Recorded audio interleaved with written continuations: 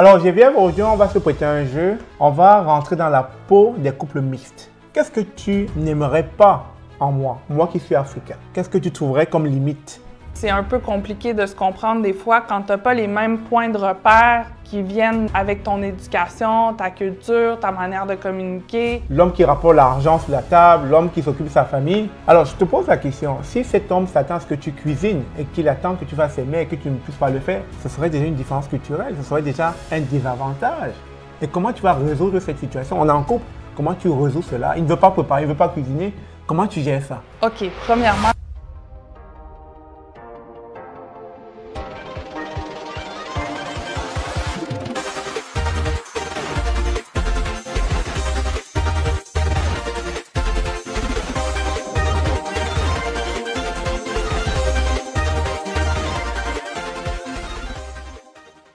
Bonjour, bonsoir. Bienvenue sur la chaîne de l'immigration et de l'entrepreneuriat. C'est la première fois que tu arrives sur cette chaîne. Mon nom est Stéphane Chouapri.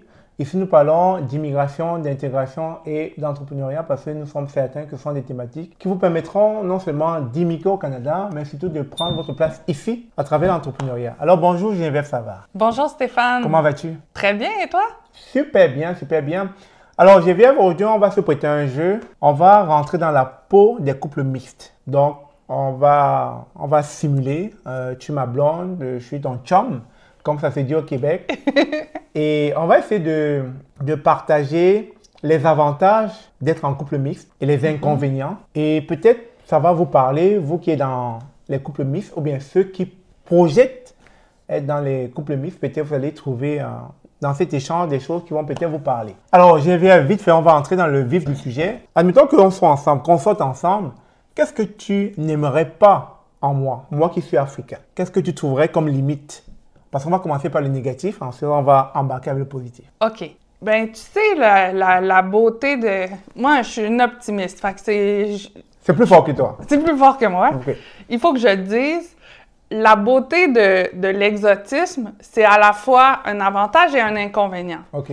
Ça peut avoir ses limites dans le sens où si on sortait ensemble et que, disons, on avait des différences, on avait peut-être une petite chicane parce que, ben, c'est un peu compliqué de se comprendre des fois quand t'as pas les mêmes points de repère qui viennent de derrière, là, avec ton éducation, ta culture, ta manière de communiquer. Fait que tout ça, ça va moduler les attentes que tu vas avoir envers ton conjoint ou ta conjointe. Puis ça peut être limitant, là, éventuellement. Tout à fait, je comprends. Moi, écoute, le point de divergence, ce serait le conflit culturel, en fait. Ce serait que je me heurte à ta culture, du fait que moi, je suis africain, je viens d'une culture où on est amis avec tout le monde, on a une large famille, on a une famille nombreuse. Et qu'à un moment donné, je te dise que mon père viendra, ma mère viendra, mon oncle viendra, ma tante viendra, ils viendront séjourner chez nous pendant un mois. Et ce qui va me déranger, c'est que tu vas être mal à l'aise. Parce que tu n'as pas grandi comme ça. Déjà, vous êtes très individualiste. Donc, c'est toi, ton mari, tes enfants. Et le fait que mes parents ou bien toute ma famille nombreuse viendra passer beaucoup de temps chez nous, je trouve que ça va nous créer beaucoup de chicanes. Ça va nous créer des points de divergence parce que c'est ma culture. Et c'est une culture à laquelle peut-être tu n'es pas habitué et qui va te demander des efforts, tu vois. Donc je trouve déjà que ça sera un premier désavantage d'être ensemble. Et l'autre désavantage, c'est les mets, les repas. Il y a beaucoup de repas que j'aime que tu ne sauras pas préparer. La tchéké, le nolé, le taro, le foutou banane. Il y a des mets comme ça que je sais quand je cite, tu ne sais même pas de quoi je parle. Donc, tu ne sauras pas préparer, qui va te les apprendre, peut-être je ne sais pas préparer, j'attends que tu peux pas, tu les cuisines. Donc, du coup, ça va me déranger. Parce que tu sais bien qu'en entrée de jeu, quand on commence à flirter, à sortir ensemble, on est d'abord dans des périodes idylliques, des périodes glamour, on s'aime, on est attiré, on fait face à l'hormone du bonheur, la dopamine. Et entre-temps, on ne voit pas tout ce qui est négatif, tout ce qui traîne autour. Mais sur du long terme, 2 ans, 3 ans, 4 ans plus tard, je vais commencer à réaliser que, hey, je suis avec Geneviève Savard. Depuis 3 ans, je ne mange plus à tchéké. Je ne mange plus le taro. Je ne mange plus le foutu banane. Je ne mange plus le nolé. C'est comment? Est-ce que je n'ai pas fait une erreur? Peut-être parce que je n'avais pas planifié ça. Peut-être que je n'avais pas projeté ça. Donc, comment est-ce que tu verrais ça dans le sens opposé? Mais Stéphane, moi, j'ai confiance en tes capacités à cuisiner, là. T'es capable, vas-y, fais-nous un bon taro. Si ça te manque tant que ça, là, tu vas apprendre à cuisiner ton taro, puis tu vas nous faire du taro pour souper le vendredi soir. Mais effectivement, c'est le raisonnement que beaucoup de Blanches auraient, tu vois. Mais l'Africain qui a justement cette tendance à penser et à se dire quoi que chacun son rôle, parce que, comme je dis, c'est toujours une différence culturelle. L'homme alpha, l'homme qui domine, l'homme qui rapporte l'argent sur la table, l'homme qui s'occupe de sa famille. Alors, je te pose la question, si cet homme s'attend à ce que tu cuisines et qu'il attend que tu fasses aimer et que tu ne puisses pas le faire, ce serait déjà une différence culturelle, ce serait déjà un désavantage. Et comment tu vas résoudre cette situation? On est en couple, comment tu résous cela? Il ne veut pas préparer, il ne veut pas cuisiner. Comment tu gères ça? OK, premièrement, je vais lui faire découvrir la poutine, le spaghetti, la lasagne, toutes des bonnes choses là, qu'on fait au Québec, un bon pâté chinois. Là. Il faut qu'il découvre ça. Je suis traumatisé. Alors là, je suis traumatisé, c'est justement là où commence la chicane. Commence la chicane parce que je me rends compte que après que les moments idylliques soient passés, que ma chère blonde, Geneviève, ça va, ne sait pas, peut pas les mettre de chez moi. Malheureusement, je ne sais pas préparer, donc je ne peux pas lui apprendre. Et elle ne peut pas non plus recevoir ma famille nombreuse parce qu'elle n'a pas été habituée à cela. À un moment donné, ça va commencer à créer des divergences, tu vois, non? Des points d'ombre, des points qui commencent à devenir un peu excessifs. On commence à dire, peut-être, est-ce que je n'ai pas fait l'erreur? Est-ce que je n'aurais pas dû être avec ma soeur africaine parce que la culture nous rattrape? C'est sûr, Stéphane, que si tu viens au Québec et que tu as envie de vivre comme un Africain en Afrique, ben là, tu vas avoir des difficultés. Il faut qu'il y ait une certaine mesure d'adaptation parce que le fait est que dans 98% du temps, on va vivre ici au Québec comme couple. Je comprends que tu m'as colonisé en fait. Parce que, mais oui, parce que si tu me dis que je dois m'adapter à ta culture, ça veut dire que je dois perdre ma culture. Ben, t'as fait un choix. T'as décidé de venir t'installer au Québec. Fait que ça veut dire qu'il faut que tu t'adaptes un peu. Comme par exemple, ta famille, ça va nous faire plaisir de l'accueillir. On va s'organiser pour le temps qu'ils vont être là, mais c'est sûr que, ben moi, j'ai envie d'écouter un film collé avec mon amoureux. Je comprends bien. Alors, ceux qui nous écoutent là, les immigrants africains qui comptent arriver sur un de ces jours, qui veulent l'épouser ou sortir avec les femmes blanches, et c'est légitime, vous avez le droit. Mais sachez écouter. Quand vous venez ici, elle a dit, adaptez-vous. Laissez l'Afrique derrière vous, là. Laissez vos cultures derrière vous parce que vous êtes au Québec, au Canada, vous avez passé 90% de votre temps ici. Donc, si je comprends bien, ça va, vous allez forcément vous intégrer à la nouvelle culture du pays d'accueil. C'est bien ça. Mais on a été colonisés. Ben oui, qu'est-ce que tu veux? Puis, je l'ai déjà dit, hein, si ça fait pas votre affaire, ben vous avez toujours l'option de retourner, tu sais. En quelque part, c'est un peu ça le raisonnement. Donc, sous-entend que dans le sens contraire, si toi tu viens en Afrique, tu ferais comme une femme africaine, tu irais au champ, tu aurais tapé la tête, tu serais dans les casseroles, tu serais à l'aise avec ça? Ben, j'aurais pas l'idée d'aller en Afrique parce que je serais pas à l'aise avec ça. Oh my God! Donc, tu vois, c'est le deux poids, deux mesures, c'est que il y a quelqu'un à la fin de la journée qui perd sa culture. Et qui perd sa culture, c'est l'homme. Parce que dans tous les cas, la femme reste toujours avec sa culture. Bon, on va se dire peut-être dans mon cas, dans le cas de homme noir, femme blanche, l'homme perd sa culture. Mais très souvent dans le cas, femme noire, homme blanc, l'homme blanc épouse la culture de la femme africaine. Comme quoi les femmes gagnent dans tous les scénarios finalement. Bon, il est temps que tu t'en rendes compte. Mais les femmes gagnent dans tous les scénarios, les gars. En tout cas, bref, tout ça pour dire qu'il y aura toujours des différences culturelles quand vous allez aller dans les relations mixtes. Mais très souvent, il est bon de se projeter 5 ans plus tard, 10 ans plus tard, pour vraiment savoir quels sont les différents problèmes qui vont arriver afin que vous puissiez les anticiper. Parce que les problèmes, il y en aura. De toute façon, même entre les noirs, il y en a, entre les blancs, il y en a toujours les problèmes. Même dans les couples mixtes, il y en aura.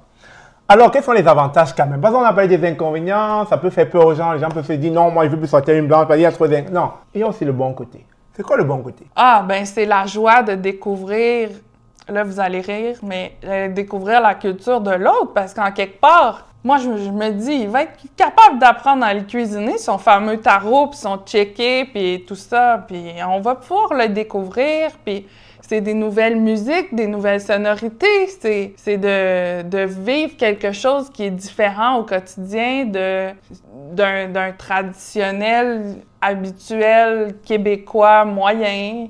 Ah, Stéphane, sors-moi de là, je suis en train de m'enfoncer. Tout à fait, Geneviève, tu as raison. Et puis, c'est de l'exotisme, c'est de la découverte, c'est la diversité, c'est des choses qu'on ne vit pas au quotidien, qu'on va découvrir ailleurs. Comme on dit, il faut voyager parce que dans les voyages, vous découvrez d'autres cultures, d'autres façons de penser. Et en allant justement vers l'autre qui est différent de nous, forcément, on va découvrir des choses. Et surtout des rumeurs très souvent qui disent des choses sur les Africains, qui sont très forts. Bref, c'est une parenthèse. Alors moi, d'un côté, je trouve que ce qui est attirant, l'avantage, c'est que les femmes blanches sont très autonomes et indépendantes. Elles n'attendent pas de l'homme. Et ça, on aime ça. Elles n'attendent pas de l'homme, elle travaille son argent, elle est prête à mettre 50% sur la table, elle est prête à payer la moitié des dépenses avec vous. Et ça, on aime parce qu'on se sent être en équipe, il y a quelqu'un qui nous supporte. On ne se sent plus avoir de lourdes tâches, le lourd fardeau financier, de tout gérer, etc.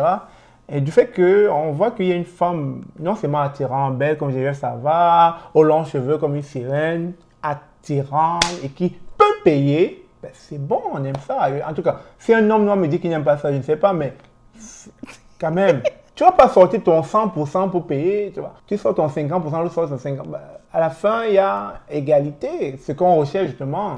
Donc la vraie égalité, pas l'égalité quand ça nous arrange. L'égalité dans tous les sens du terme, sur le plan financier, et sur le plan des tâches ménagères. Et ça, les Blancs, elles sont équitables là-dedans, elles sont vraiment correctes là-dedans. Pas comme nos sœurs noires, là. Bref, on n'est pas là pour tirer sur les gens. Ben, tu vois, moi, j'ai été élevée dans une famille où mon père fait la cuisine, ma mère le fait aussi. Bien souvent, ils vont le faire en équipe parce qu'ils trouvent ça plus le fun de le faire ensemble. C'est ça. Ils vont faire le ménage ensemble, chacun a ses tâches attitrées, puis ils vont faire ça ensemble. Puis si mon père sort tondre le gazon dehors, ben ma mère, elle va faire les comptes en dedans. Bon, mes parents ne sont pas un couple mixte, c'est un couple de Québécois qui est en avance sur leur temps. Tout à fait. Mais ce que je veux dire par là, c'est que moi, c'est un modèle avec lequel j'ai été élevée et je vais m'attendre à ce que mon conjoint, qu'il soit blanc, noir, jaune ou vert, puisse respecter le même modèle. Qu'on s'en aille dans un modèle comme ça. C'est ça. Ben, c'est là où je dis il y aura toujours ce petit hic parce que la différence de culture fera que toi, tu as grandi avec un modèle social, une éducation que t'ont légué tes parents. L'Africain aussi grandit avec une culture sociale, une éducation que lui ont légué ses parents et ça va s'entrechoquer, ça va se cogner, tu vois. C'est là où il va falloir que vous soyez beaucoup plus mature et vous dites, on va faire la part des choses. On va essayer de jouer sur voilà, la balance, équilibrer les choses afin de pouvoir cheminer ensemble. Parce que les problèmes, je le dis, il y en aura. Vous voulez ou vous ne voulez pas, il y en aura total. Ben, comme dans tous les couples, finalement, c'est juste que là, on a peut-être une petite couche de plus à gérer. Qui va se rajouter. Tout à fait. Je pense notamment à un homme noir qui arriverait dans ma famille pour être mon conjoint. Ben c'est sûr que, tu sais, ça peut susciter des questions. Au début, une des premières questions, c'est « il travaille-tu? C'est quoi son statut d'immigration? » Il veut pas les papiers? Il ne veut pas les papiers? Fait ouais. C'est sûr que c'est quelque chose qui va être soulevé dès le départ. Puis quand on s'y attend, ben ça passe mieux. Tout à fait. En fait, c'est la peur de l'inconnu, comme j'aime le dire. Mais une fois qu'on a toutes les données, toutes les informations sur la personne, et les cases, il travaille bien, il est issu d'une famille moyenne, c'est quelqu'un de respectable, respectueux, ben, après, on n'a plus peur, on est à l'aise avec. C'est ça. Donc, et puis, on allait finir, mais on a oublié la question des enfants. Au niveau des enfants, ça se passe comment? C'est la femme qui décide ou c'est l'homme qui décide? Parce que dans la culture africaine, c'est très souvent la femme qui veut les enfants. Et puis maintenant, en termes de nombre, très souvent, ça dépend. Ça dépend, ça peut souvent être la femme qui veut plusieurs parce que c'est la femme qui porte l'enfant. Donc, ben oui. On dit très souvent quand elle veut, l'homme va seulement se plier parce que, tu sais, quand femme veut, même Dieu ne peut pas dire non, tu vois. Mais un homme qui a de l'argent en Afrique, c'est sûr qu'il en voudra parce qu'il a de quoi gérer. Parce que très souvent, la peur de l'homme africain, c'est que Il n'a pas d'argent, il a peur d'en faire parce qu'il ne sait pas comment. Ah, Mais ouais. s'il en a, il va en faire, même pas seulement avec sa femme, avec à gauche, à droite, la maîtresse, parce qu'il a de l'argent et il est prêt à en faire parce qu'il a de l'argent pour gérer. Et je ne sais pas si Elon Musk est un cas à part, mais Elon Musk a 12 enfants et pourtant c'est un blanc. Ouais. Un blanc sud-africain, une fois de plus, quelqu'un qui a grandi en Afrique. Mais est-ce que chez les blancs, ça se passe comme ça en termes... Ça va être une discussion de couple. OK. Ces temps-ci, la moyenne d'enfants québécois par couple, c'est quoi? 2? 1,5? 2? On n'accouche plus au Canada. Non, c'est fini. Mais vraiment, les Africains viennent en force. On va les aider à accoucher. Bref, donc, on va multiplier les petits bébés café au lait, là. Ils sont tellement beaux. Bref, pour être beaucoup plus sérieux, donc, chez vous, c'est une question qui demande mûre réflexion entre Oui. les deux toutoureaux, les deux partenaires. Et puis, une fois que c'est fait, vous décidez du nombre, etc. Et j'en profite pendant que tu as mentionné là, que l'homme, s'il a de l'argent, il va avoir beaucoup de femmes et des maîtresses et tout ça, là. Pas tous, là, j'ai exagéré, là, quand même. OK, Pas OK. tous, là. Ça, c'est une fin de non-recevoir pour une femme blanche. Ah oui, j'ai remarqué ça. Dès qu'elle apprend, elle soupçonne que ça s'arrête. Et j'ai vu ça même avec les footballeurs. Je ne sais pas si tu suis le soccer, ça s'appelle ici le soccer, mais les footballeurs, que ce soit en Europe, même ici, dès que ces footballeurs ont beaucoup d'argent, les Noirs, ils sont avec des femmes blanches. Je ne sais pas qu'est-ce qui arrive, mais très souvent, ils sont sujets au divorce. Il y a trop de divorces dans les couples mixtes pour des personnes nantis qui ont de l'argent. Et ça, je ne comprends pas. À un moment donné, on se pose la question, est-ce que ces femmes blanches ne sont pas avec eux parce qu'ils excellent dans leur métier et surtout qu'ils ont des revenus assez lucratifs, beaucoup d'argent? La question se pose, mais j'y ai pas la réponse. Okay. En tout cas, on sait que la femme blanche est tranchante. Quand il en vient à se séparer, elle ne met pas les sentiments. Elle oublie que vous avez partagé des moments d'intimité. Et ça va être radical. C'est ce que j'ai constaté. Ben, si vous avez partagé votre vie à 50% et que vous avez des enfants, ça se divise dans le milieu. Oui, peut-être c'est ça la différence parce que comme on l'a dit au début, la femme blanche participe à 50%.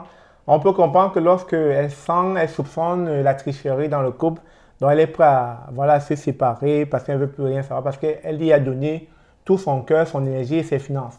Alors qu'en Afrique, comme c'est l'homme qui pourvoit très généralement, c'est l'homme qui met un peu plus que la femme pardonne parce qu'elle dit, bon, après tout, c'est lui qui gérait, bon, je ne vais pas être trop dur avec lui parce que quand même, les femmes africaines ont l'impression qu'elles supportent plus l'infidélité de l'homme qu'une femme blanche. Je peux pas parler pour mes sœurs africaines, mais vous ne supportez pas l'infidélité. Ici, au Québec, ça passerait très mal. Ouais. Je connais pas beaucoup de couples qui peuvent survivre à l'infidélité. C'est...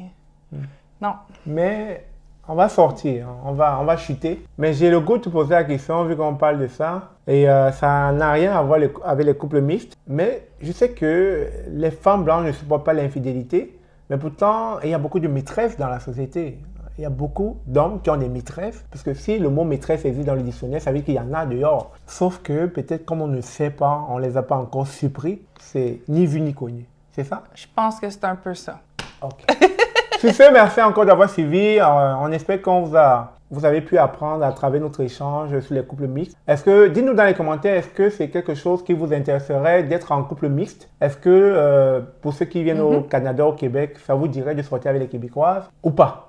Donc, dites-nous dans les commentaires ce que vous en pensez à travers la voix de Geneviève Savard qui a parlé un peu plus ou moins au nom de la femme blanche et Stéphane Chopi qui a parlé plus ou moins au nom des hommes noirs. Dites-nous si être en couple mixte, c'est quelque chose qui vous parle. Sur ce, merci encore pour cet exercice, Geneviève. Ce fut un moment de loisir, de pur bonheur et on espère que notre audience aussi a aimé. Merci beaucoup, Stéphane. Merci à toi. Sur ce,